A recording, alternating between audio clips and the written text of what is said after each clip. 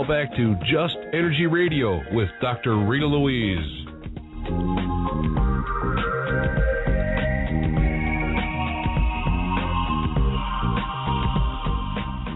Hello and welcome back to Just Energy Radio. I'm your host, Dr. Rita Louise, and thank you all for staying tuned to the second hour of the show. In this hour, we're going to be speaking to our good friend Jay Weidner about the moon landing conspiracy. Blech, I can get that out of my mouth.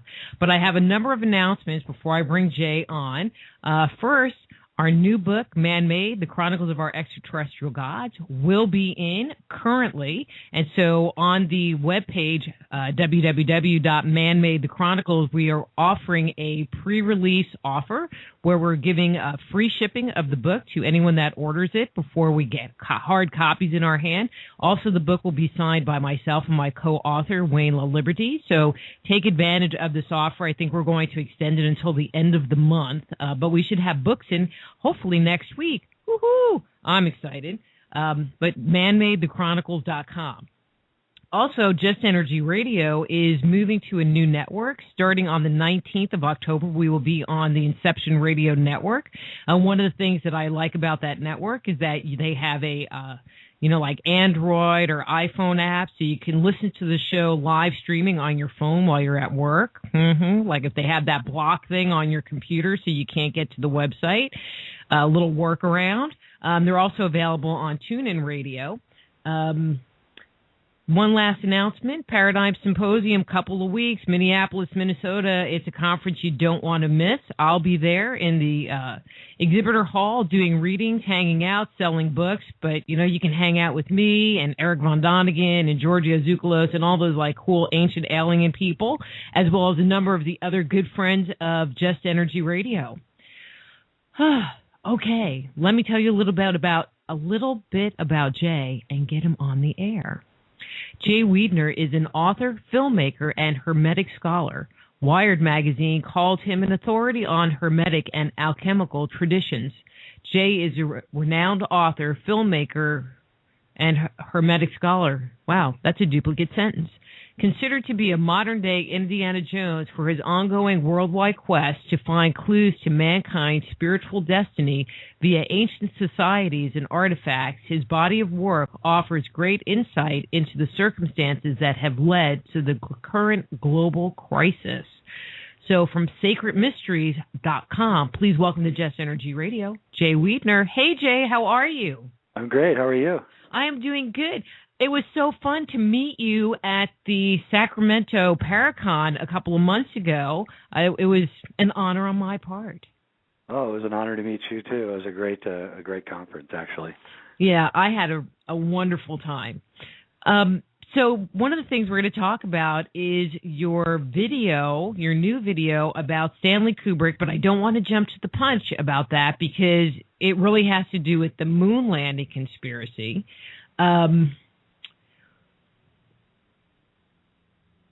So do you think that we explored the surface of the moon? I mean, that's the conspiracy. Either we've gone there and explored the surface of the moon, or we haven't gone there and it's just a big hoax. Well, I take a third position, which I think is the right position, and in that I think we did go to the moon, but what they showed us wasn't real. And I don't think they went to the moon the way that they want us to think that they went to the moon, which is why they faked it. It's a really problematic. It's not so problematic to get a rocket ship from Earth orbit to lunar orbit, but it's extremely problematic to get men from lunar orbit down to the surface of the moon and then back up safely. The fact that they did it, they'd never done it before in history, never even done a soft landing, that is, use retro rockets to soft land, ever in the history of rocketry until Neil Armstrong did it on the moon, on a foreign alien world where there were many variables, and then get them back is extremely problematic. It just is, and that's one of the reasons why they don't try to do it anymore.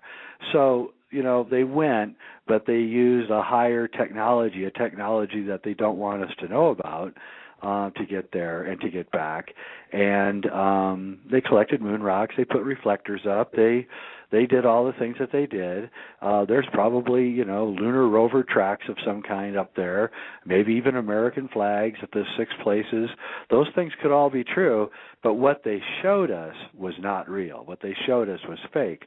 And the reason that they faked it was, multifaceted.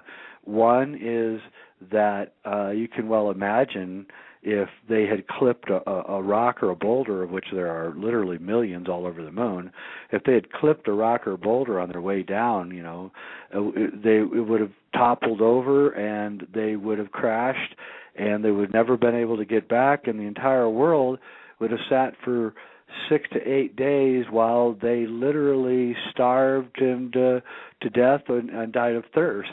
And it would have been the most agonizing thing the world would have ever gone through. And Nixon was president, and he wasn't about to allow anything like that to happen on his watch.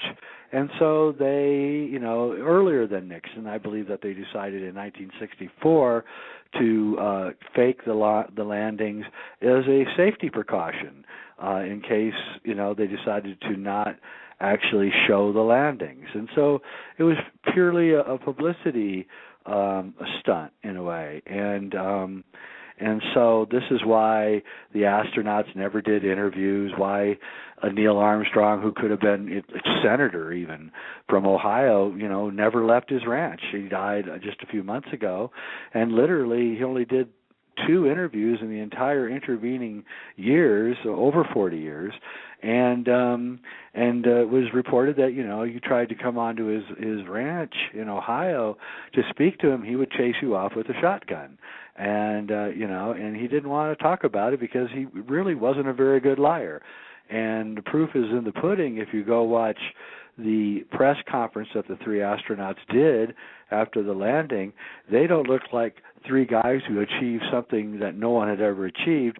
They look like 3 guys who were very, very unhappy. And they were unhappy because they did not want to lie. Buzz Aldrin wrote a book about his experiences, and in that book, he talks about how at the 1-year anniversary in 1970, he was invited to a big thing in Las Vegas. He went with his wife, and he got on stage, according to his book, and you can read it. It's called Return to the Earth by Buzz Aldrin. And on the lecture, a reporter said, "Hey, Buzz, tell us what it was really like to be on the moon." And Buzz, in the book, paraphrasing, says, I couldn't answer the question. I started getting sick to my stomach. I wanted to vomit. I went outside. I immediately left the stage, and I went outside and vomited in the alley and was sick for the next 2 days. Which is a common visceral reaction to having to lie. Human beings are not, lying is not natural to human beings, and except for politicians. And so he doesn't want to lie. And in fact, he's been confronted by people who've asked him to put his hand on the Bible and swear to God that he went to the moon, and he's refused. In fact, he punched the guy out, which is another famous YouTube video. And so, it's just the U.S. government doing what they've been doing since I've been born, basically lying to us, and which is why I can't trust any of them anymore. And I think that's interesting. I had Edgar Mitchell on the show, and the point of having him on was he had written kind of a biography talking about his work with noetic science and the creation of that.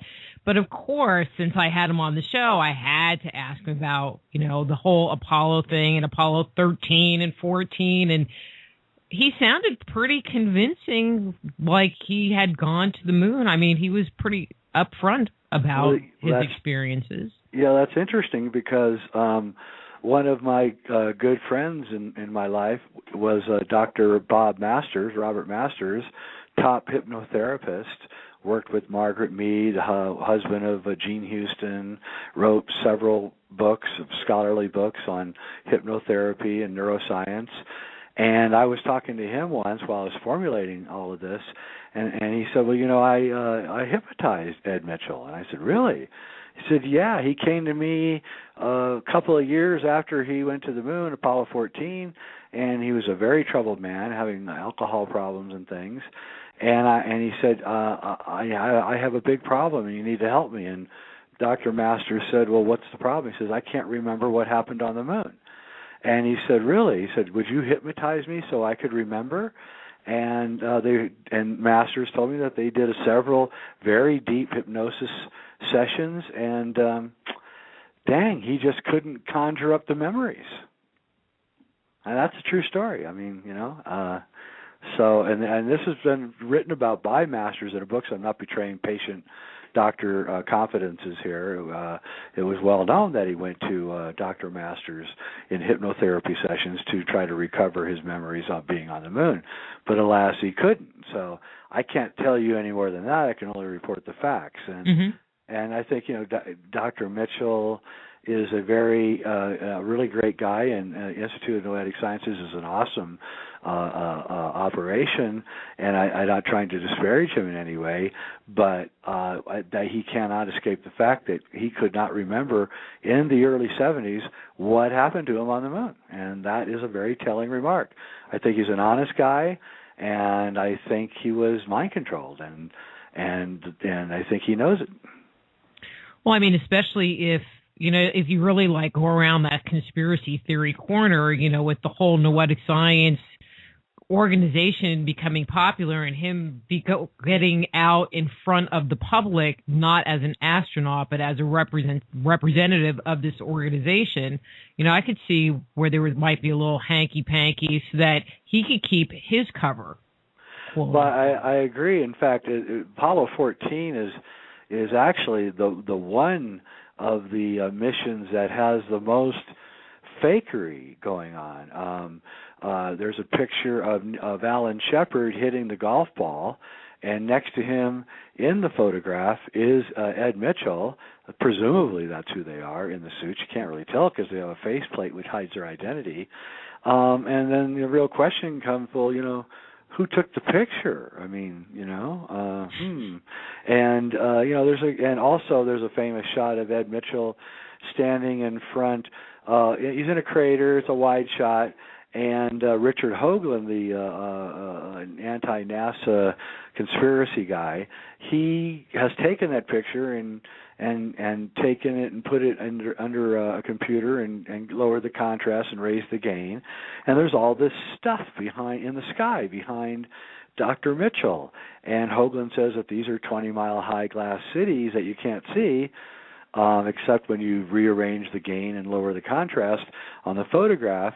And, of course, I show that this is exactly the same technique that Stanley Kubrick used in the ape scenes in 2001, which, of course, parallels, the production of 2001 exactly parallels the Apollo program. 1964 to 1968 is the production of 2001, and 1964 to 1969 are the first 5 years of the Apollo program.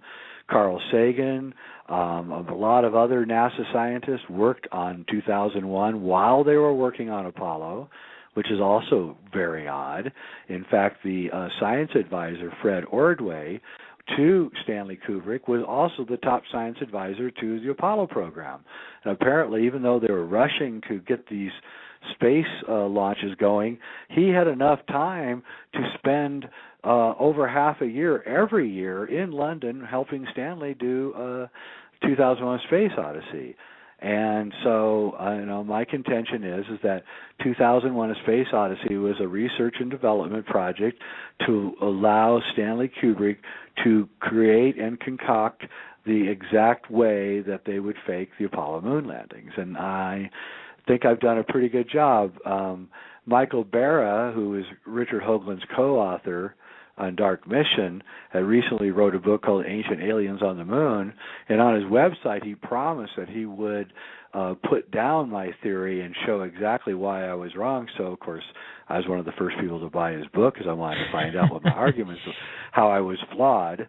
And I got the book, and I'm very disappointed because there's no mention of Stanley Kubrick or me in the entire book.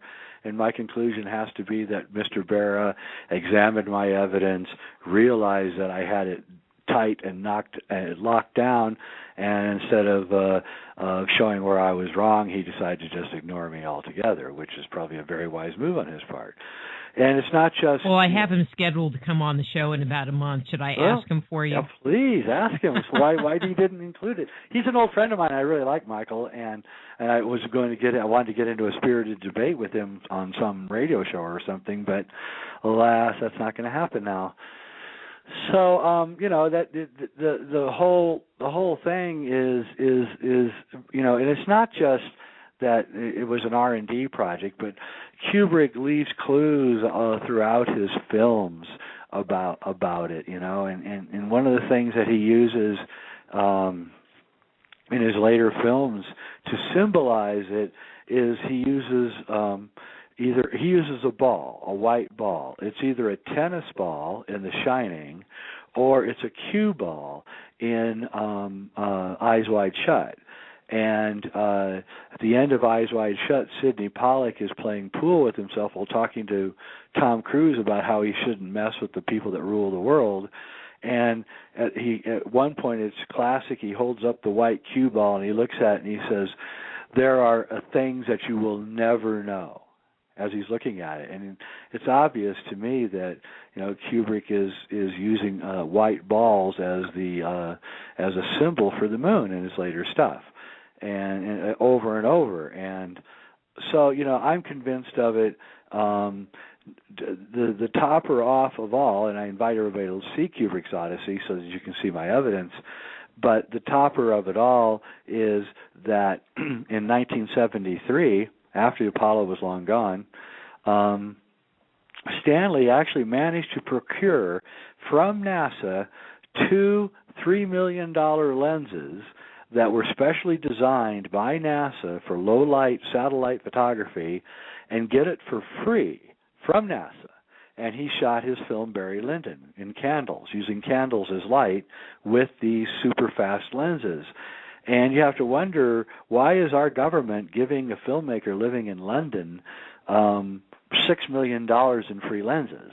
And the answer is, of course, is that, well, they owed him some big favors.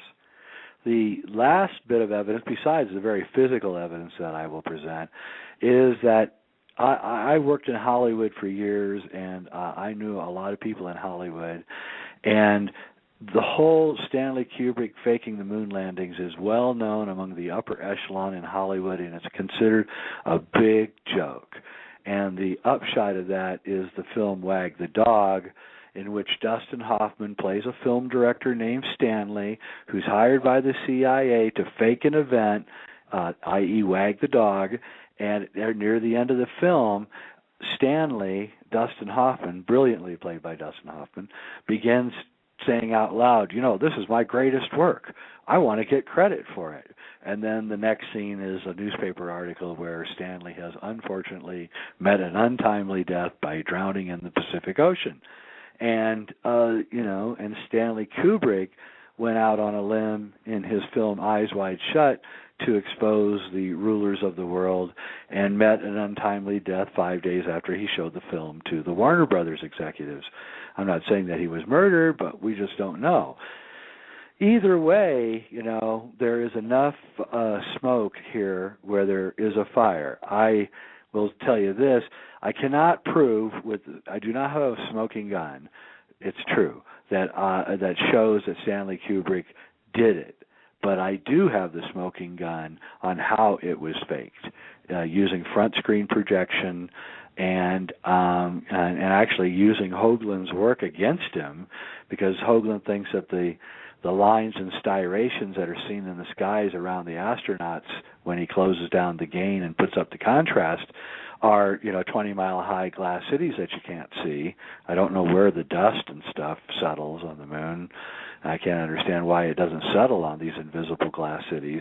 But, giving that, I show that actually these are the stitches in the screen that behind the astronauts that you can see when you lower the gain and contrast. And I do that in the film. I take stills and moving pictures from 2001 in my movie.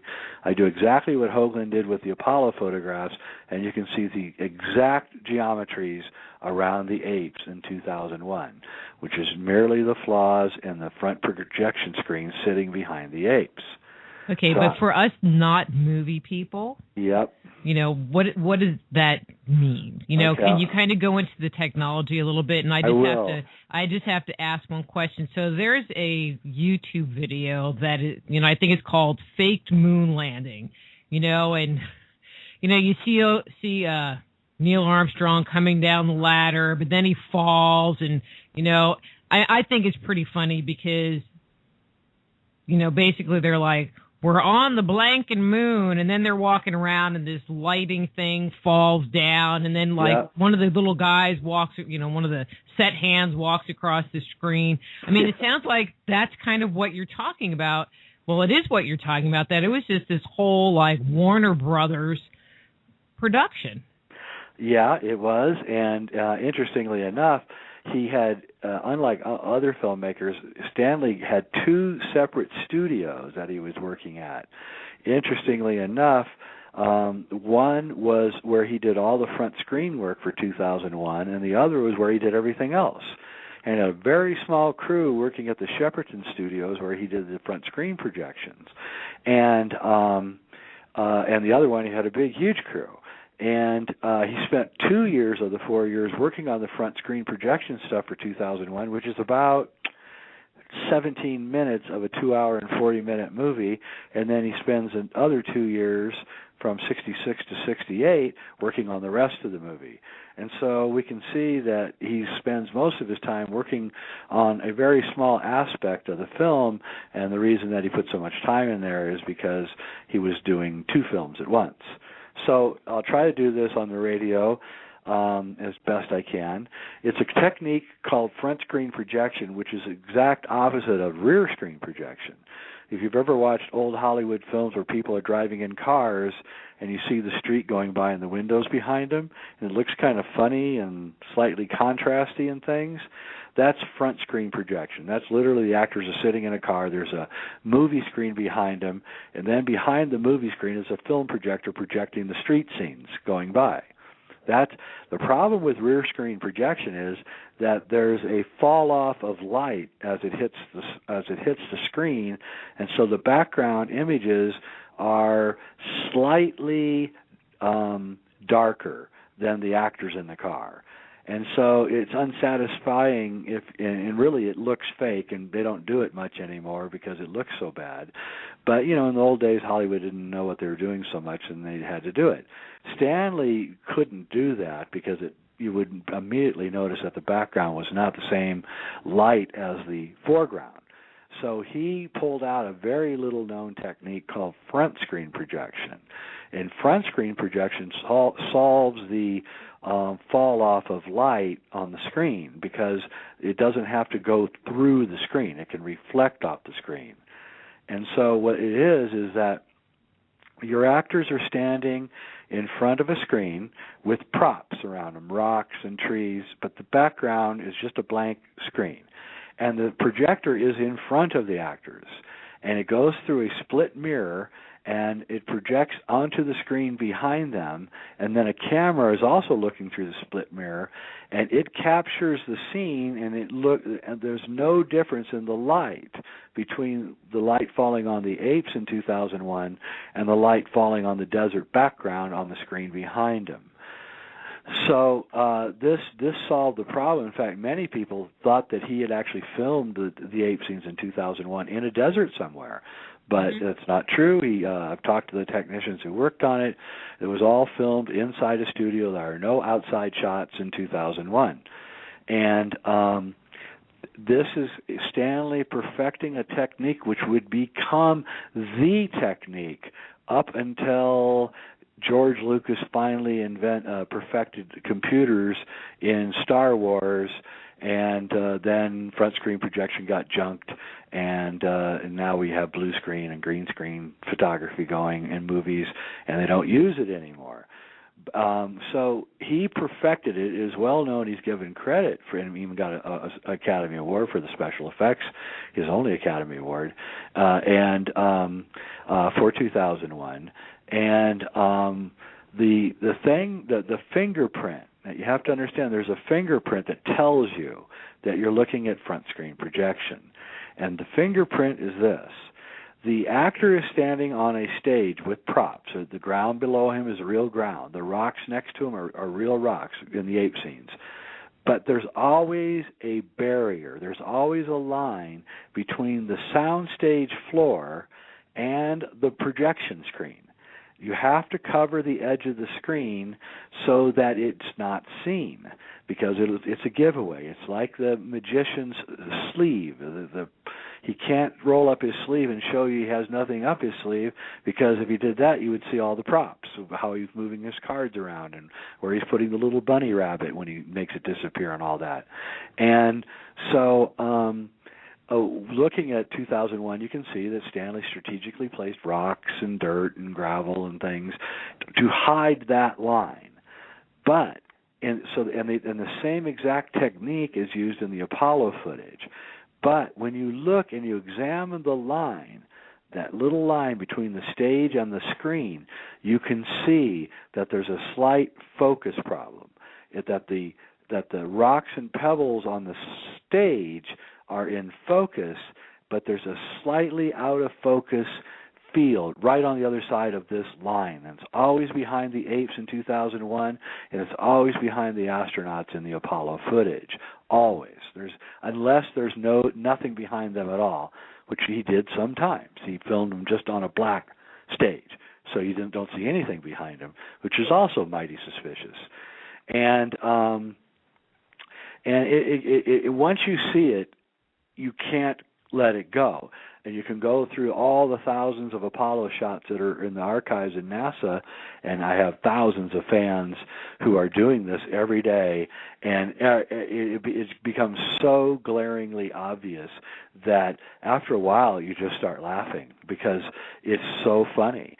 And, I mean, there's never a shot. If there's a background behind the astronauts, there's always this line where the graininess of the background screen is evidenced against the soundstage rocks and pebbles, and it becomes so glaringly obvious. And you have to wonder, if you take a picture of somebody standing in front of a mountain, is there always a little line of landscape behind them? And the answer is no, not really. But in the Apollo shots, there always is, which is problematic on itself because they're being taken. They're supposedly on the mares of the moon, which are large, flat areas where there isn't any hills. That's why they landed there, because it was flat, and they wouldn't have to worry about, the craft toppling over or anything. Yet in the Apollo shots, there's never any flat surface. There's always a little hill, a little riser right behind them. And that's the proof that the signature, the fingerprint that you're looking for. And once you see it, it will never go away. Well, what about things like them walking around on the moon and the issues with gravity and, them kind of like popping around kind of thing? How they don't really pop around. If you actually watch the astronauts on the moon, none of them ever jump higher than a human being can jump. They never jump higher than about 18 inches, which is what a man in his 30s is in pretty good shape, a standing position, physically good shape, can leap up about, unless you're a basketball player, leap up, 18 inches. And they never get any higher than about 18 inches, which is, a little bit less than the foot to the knee on a 6-foot tall man. So they never really do anything fantastic at all. But what's interesting about the moon shots of the guys walking around is that if you put them over, as I'd show you in the film, if you put that over in through a cinema program and then you raise the speed, you speed up the action by 1.5 times, suddenly you're watching them moving around just like normal people walking around. So it's obvious that they were filmed in slow motion. But here's the thing that's so interesting about that. If you're in a quarter gravity of the Earth, that's 1/4 of our gravity, all right, you don't move in slow motion. You're moving faster. There's less resistance to your movements. This is evidenced in the movie Apollo 13, where the astronauts are moving around inside the space capsule, Kevin Bacon in particular, and they're racing around, because that's how it would really be in 0G or quarter G. You'd be going much, much faster than a human being would on the Earth. Yet in the photography of the moon, of the astronauts, they're moving about a half the speed of a person, as if they're almost like walking through water or through some kind of muck. And Stanley had a big problem. He couldn't really fake 0G conditions without using wires. And I think sometimes he might have resorted to wires, but so he opted to do slow motion. And then he was worried that someone, some scientist probably, would say, hey, wait a minute, why are they moving in slow motion? And so he used 2001, which came out almost exactly a year before the landing, to soften our brains up to the idea that in 0G you would be moving slowly. So the stewardess in the spacecraft is moving really slowly in 2001. The astronauts on the ground in 2001 are moving really slowly. And so we got used to thinking that that's how you look when you're in, lower gravity. And so when the astronauts are shown on the moon, they're in the same gravity that they saw in 2001. The real proof, though, that they're not in a lower gravity is the moon buggy. When they're driving the moon buggy, and this is very obvious from the video, the moon buggy is throwing the dust out the back tires, just like any car or buggy would on a sandy surface, right, on a beach or whatever. But the dust should fly up, 4 times, because they're in quarter G, 4 times the height that the dust would fly up on the Earth. The dust on a dune buggy running around on the sand on a beach in California on Earth will throw up the dust about 2 or 3 feet higher than the dune buggy, the height of the tire of the dune buggy. And that's exactly the same height that the lunar rover is throwing the dust up, about 2 or 3 feet higher than the height of the tire. Exactly the same conditions and height that would happen on Earth. But on the moon, those plumes of dust coming out of the back of the dune buggy should have been flying up 20, 30, 40 feet into the air. But they aren't. They're just falling right back to the ground after rising up about 5 feet. That's really the proof that they're not in any kind of changed environment.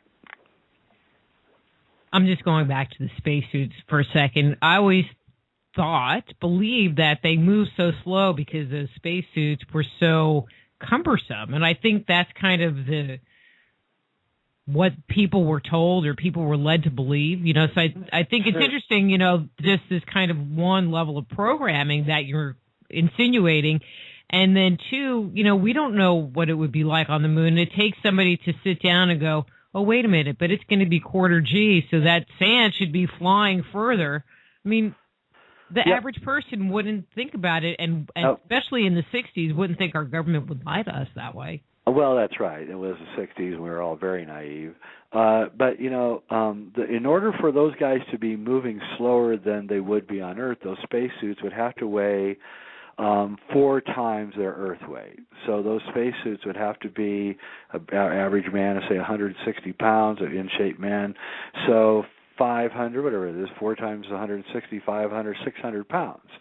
Well, they're shown on Earth in their practicings, and they're not having any sort of serious trouble walking around with those in our gravity. In fact, they look perfectly fine. They did, they were about 50 or 60 pounds of stuff on there, but still, you add 60 pounds to a 160-pound man, that's 210. You divide that by 25% for a quarter G, and you're still only at 50 pounds. So you have a man with the muscles of a guy on Earth, and he's only moving around 50, including his body weight, 50 pounds of stuff. They should have just been springing all around, jumping around. And when I forget the name of the astronaut who does the salute in front of the flag, and he leaps, he should have been able to leap 4 feet, 5 feet straight up in the air easily, even with his suit on. but he doesn't. He doesn't get any higher than 18 inches. So, the real upshot of this whole thing is that I have never been challenged by anybody, and the film's been out for over a year. I have not been challenged by NASA. I've not been challenged by any of the astronauts. Nobody has challenged me. Everyone has ignored me, and that tells me that I'm right. But let me give you a little story that is very, very interesting. In 1995 or 6, I can't remember, Fox did a special called "We Never Went to the Moon," in which a lot of I watched that. I remember that. It was one of the highest rated shows in Fox history, and some of the material was presented was not correct and and all that, but it was actually very sensationalistic and good show in a lot of ways. Well, James Oberg, who's a top NASA writer, saw the ratings for that show and got incensed. And he went to NASA, because I was following this story very closely. He went to NASA and he said, I want you to open up your archives, everything to me, and I'm the top science writer in the world, and I want to write a book. You give me an advance. I want to write a book proving, beyond any shadow of a doubt, that we went to the moon. NASA said, great, come on in. They paid him $20,000 advance. And about 5 or 6 months later, I didn't hear anything. I know James, and I was following the story pretty closely. I was wondering what was going on, and then I read in the paper that James had quietly given back the $20,000 advance. Well, we never heard any more. He didn't write the book, and I know exactly what happened because it happened to me. In the early 90s, I was working with Richard Hoagland, and I started asking NASA questions about the moon landings. Could I see the designs for the suits? Could I find out what kind of air conditioning system these suits had, because it's 250 degrees above zero on the surface of the moon in the light and 250 degrees below zero in the shadows on the moon. And so we had to have an air conditioner in these suits that could heat and cool the body over a range of 500 degrees. I was interested in what kind of battery could possibly power these suits. And I believed at the time that we did go to the moon. And I couldn't get any traction out of NASA. They would never respond to my questions. They would never help me. I was planning on writing a book about the whole thing. And I'm sure, I have no doubt that Oberg asked the same questions that I did, because he's a journalist too, and he got the runaround. And finally he said, you know what, I'm not going to do this. I'm just going to send you back your money. So, I mean, that's one of the biggest proofs. But there's one other thing that happened, which really bolsters this whole idea.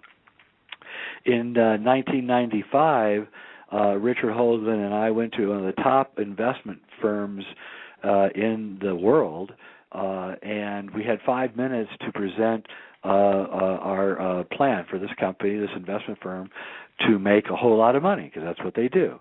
And I had 2 minutes, and he had 3 minutes.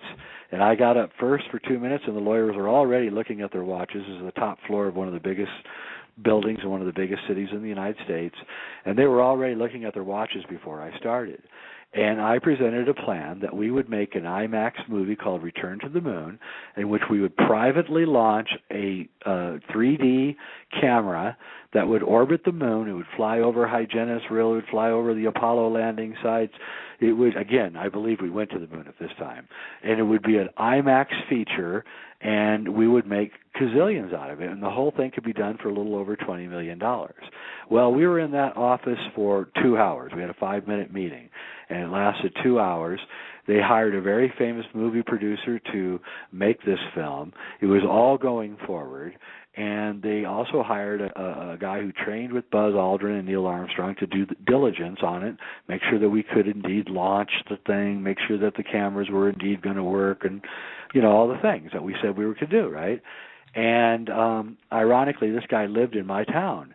And I saw him a couple of weeks later, and his name was Frank. And I said, hey, Frank, what's going on with your due diligence? And he looked at me and he said, well, I called up the head of NASA, who's a friend of mine, and I told him that we were going to make this movie called Return to the Moon, IMAX feature, and we were going to send a 3D camera, blah, blah, blah. And the guy said, you're not going to the moon, Frank. No one's going to the moon. If you launch your rocket, I don't care if it's launched out of India or China or in the middle of the ocean, we will blow it out of the sky. And do not ever call me again. And hung up on him. And this is one of his best friends. So again, everywhere you go, every time you try to actually get information from NASA or do something on a private way to prove that they went to the moon, you're stopped by them, not by anybody else. They stop you. Well, what do you think, kind of going back to Richard's material, of the possibility that there are bases on the moon, or Mike Barr's material that there are bases on the moon? And well, there are. And that's what the big cover-up is that we don't go there and we don't want to show what's there. Well, that might be true. That might be true. Like I say, I'm only a journalist. I can only say what I can show you. I'm not going to rashly speculate. But there is a very interesting thing that has occurred, which is, interestingly enough, Hoagland has never talked about it, and I've asked him why. He's never given me a right answer that I believed. But if you type in... Okay, I'll start like this. The NASA compiled a report called the Translunar Phenomena Report, and it went back through all of the astronomers back all the way to Galileo, and collected all of their weird sightings through the telescopes that they had seen on the moon, and listed them all, what they saw, when it happened, which astronauts reported. All the famous astronomers, were in this compilation. Going back for 400 years. And 60% of the strange anomalous activity seen by the very famous astronomers on the moon over 400 years were seen in the crater Aristarchus. What's very interesting is that in 94, the Pentagon launched a military mission called Clementine, which went to the moon and did extensive imaging. And they took 2 shots of Aristarchus, and in the crater Aristarchus is a giant blue dome that's about 10 miles wide. It has obvious geometry in it. They took 2 separate shots of this glowing blue dome and never said anything about it. Nobody ever said anything about it. I saw it. I was stunned. And I couldn't figure out why no one was talking about it, because it was so obviously an intelligent construct. Well, about 3 years ago or 4 years ago, a Earth-based amateur astronomer, and you can get this by just Googling Aristarchus crater blue glow or blue dome, and you can see it for yourself. So I hope everybody's going to their computer right now to look at it. He got lucky, and he has got a picture of Aristarchus of the blue dome, and it exactly matched 20 over 20 years later. No, I gotta get that right. No, over 15 years later, he captured the same exact blue dome over Aristarchus that had been captured by the Pentagon's Clementine mission. So we have 400 years of anomalous activity being seen at the crater Aristarchus. We have 3 separate images of a blue dome with obvious geometries there. And so I think we can say beyond any shadow of a doubt that there is an intelligent construct that is at the crater Aristarchus that has been there for over 400 years. And, you can take with that what you want. But I have only one conclusion, in that there is intelligent life occupying the moon and has been occupying the moon for a long time. The Greek poet Orpheus claimed that he went up to Mount Olympus to see, because he heard the gods, were up on Mount Olympus, so he wanted to meet the gods. So he climbed to the top of Mount Olympus in Greece. And he got to the top, and he says that a white ship was there, and the gods were there. And they took him into the white ship, and he took off from the earth, and he went into the moon, inside the moon, he said. He said it was filled with glowing mansions with thousands and thousands of, quote, gods, unquote, walking around and floating around, and there was sumptuous food and sensual surroundings, and his conclusion was, 2000 BC or whatever, that the gods lived inside the moon. And who is this philosopher? Orpheus, one of the most famous of Greek poets. I'm going to have to go check that one out. Mm-hmm. It's very interesting. So Mount Olympus wasn't where the gods lived. Mount Olympus was where the gods landed. And this goes back to my... Well, actually, Mount Olympus was the name for the home of the gods, right? Wherever that happened to be, right? And this goes back to another pet theory of mine that we are sharing this planet with extremely advanced humanoid creatures, and in some ways we might be their unwitting slaves, in that we might be providing food for them. They come here and they apparently like to abduct women and have sex with them, men too, actually. And there's a hybrid program going on between us and them that they're in control of. And this goes into Anthony Sanchez's work on Dulce and the strange creatures that live there in New Mexico, and right on the Colorado-New Mexico border, and a lot of other really fascinating things. Jacques Vallée's work on UFOs and the strange interactions that we've been having for centuries with some kind of very advanced race of beings. And I believe that that's who's up on the moon, that's who lives underground here, and they have high technology. Well, I'm going to have to send you a copy of my new book, because that's exactly the topic that the book is all about. I heard. And it only looks at it from, well, I don't want to say only, but the core of it is looking at mythology and saying, well, does science match what mythology says? Exactly. The Greek gods are these crypto-terrestrials, as I call them. They're the Tuatha De Danann in Ireland. They're everywhere, and the luminous ones, as the Native Americans call them. They're I forget their name, the Arjuna and all the gods from India. That's who they are. And when all over the world, there's the same reports that human beings had to take their best animals and their best crops, bring them usually to the mouth of a cave or somewhere, and as a sacrifice to the gods. And then it would go away, and they'd come back a few days, and it'd all be gone. And I'm suggesting that these are these crypto-terrestrials, and we've literally been feeding them and providing sexual partners for them and amusements for them for thousands and thousands of years. And we're just now, waking up, kind of a wake up all at once, like the alarm clock went off, and all of a sudden we all realized all at once that there's an other is sharing this place with us, and in some ways is in charge of the whole thing.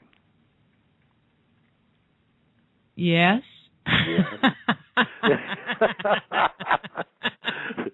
Well, I mean, I wish somebody would argue in it, because I would like to get in a good debate with someone, but no one ever wants to take me on. And I think that that's because you hang out with really cool people that all kind of have the same opinion. Exactly, and I think we're beginning to reach a group consensus as cool people about what this is, and I think it's wonderful. I used to think that 5 years ago, I did not even believe in aliens. I thought it was all a big trick by the U.S. military. But slowly over the time, I've over the last 5 years, I've had to face up to the idea that there is indeed an advanced race of humanoid-looking people, whatever they are, that are here who may not have our best interests at heart, by the way. And about a year ago, my wife is really into kirtan singing, which is ancient Indian, from India, call and response singing. It's a lot of fun with, tablas and sitars and things. It's really a fun thing to attend, and I'd never been to one, and so she wanted me to go. And so I went, and everybody was clapping and singing, and it was really fun. But then about halfway through the concert, I started actually paying attention to what we were singing. And I realized that these kirtan, these songs from ancient India, were slave songs. They were songs by the slaves praising their slave master. So it would be, oh Arjuna, we give you the best of our animals. Oh Arjuna, we give you the best of our crops. Oh Arjuna, we are so blessed that you take the food that we make for you. Oh Arjuna, if you want my daughter, you can have her. Oh Arjuna, if you want my son, you can have him. And I'm like, wait a minute, what's going on here? And I finally explained it to my wife, who's somewhat of an Indian scholar. I said, these are slave songs. Just like in the South, the slaves would, make up these songs about how great their master was, so their master would give them more food and stuff when they were hungry, and because he was in control of their lives essentially, and it was a kind of a groveling kind of thing, and that's what these are. And so then I started looking all over the world, and I found out that these things are all over the world. These kinds of cultural artifacts are everywhere. They're in Africa. They're in Native American culture. They're in Europe. They're everywhere. And the same thing with sacrificing your best animals and your best crops. Just think of the story of Cain and Abel. Cain and Abel bring the God, food, and Cain brings vegetables. And Jehovah says, I don't like your vegetables, but I do like your beef. By the way, these guys really like beef. And no, they like blood. They do. Organ meat. They do. It's really weird. It is. And God tells Cain, I don't like what you brought me, but I sure like what you brought me, Abel. I'll take your cows any day.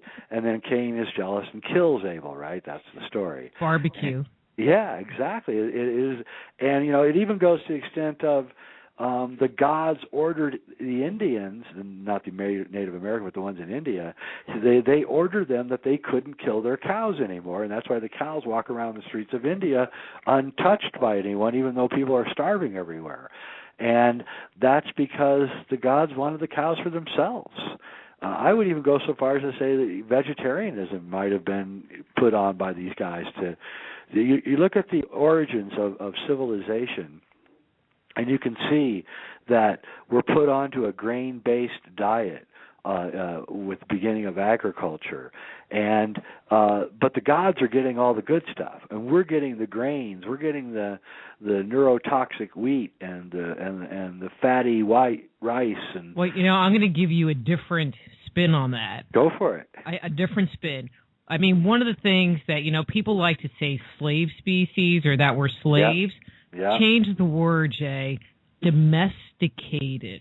That's it. It's what they did with civilization. And by making us be agrarian, that we have agriculture, it makes us be sedentary, and it makes us form communities in order to harvest and do all these things, which just add to the level of domestication, because now we're not, quote unquote, wild. That's right. Anymore. That's right. They took us out of the wild. They removed us from our very healthy diet, hunter-gatherer diet, to a grain-based diet, which keeps us sedentary, which makes us fat, which turns us into makes us lethargic, and in that we were their pacified pets that they could use any way they want. And these creatures are still with us. They're still here with us. They haven't gone away. They're still there, and I think NASA knows this, and I think a lot of people at the top know it. In fact, they've told me they know it. I've had conversations with CIA agents, and they wouldn't actually say it to me, but they would do things like blink every time I was right on a statement. So I would say things, and we agreed that if I was right, you would blink, and if I was wrong, you wouldn't blink. And, the guy's just blinking the whole time. Jay, I have to tell you, we have 30 seconds left, so do your pitch. Okay, we got a brand new feature film coming out called Shasta, which is about the return of Kalki Avatar. Go to sacredmysteries.com and look it up. It's going to be a big, huge hit. And you can get my movie Kubrick's Odyssey 1 and its follow-up, Kubrick's Odyssey 2, at that website. And I will have the real one that I'm waiting to put out, Kubrick's Odyssey 3, hopefully in another 5 or 6 months. And it's going to be really devastating. Well, and then we'll just have to have you back on because I always enjoy watching your films and talking to you about them. You know, you just need to let me know when you have new stuff come out so we can get you back on. I'd love to be on your show. It's a great show. So, anyway, the music's going to come up. So say the website one more time. sacredmysteries.com, and you can go to jayweidner.com to read all my weird articles and get my free stuff. JayWeidner. Great, Jay. I'm going to let you go. I'm going to make my little announcements one more time, and I will talk to you again soon. Thank you, Rita. All right, bye, Jay. Bye. That was Jay Weidner. His webpage is, oh no, am I still on? Well, I'm going to hope I'm still on. There's music. Okay. Jay Weidner, his webpage is sacredmysteries.com. But don't forget, in a couple of weeks, we're moving to the Inception Radio Network. That's inceptionradionetwork.com. If you want to pre-order a copy of my new book, Man-Made, The Chronicles of Our Extraterrestrial Gods, you can do that at manmadethechronicles.com. Free shipping, signed by me and my co-author, Wayne LaLiberty. We'll be holding that offer until the end of the month. And so until next week, I'm Dr. Rita Louise. This is Just Energy Radio. Be blessed.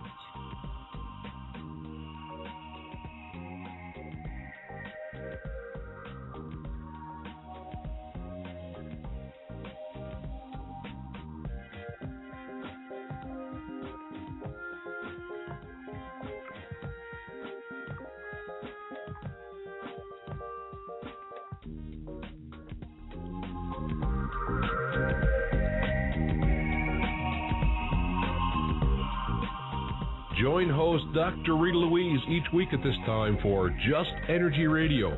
Point your browser to www.justenergyradio.com for more show information and to contact Dr. Rita. Until next time, remember, it's all just energy.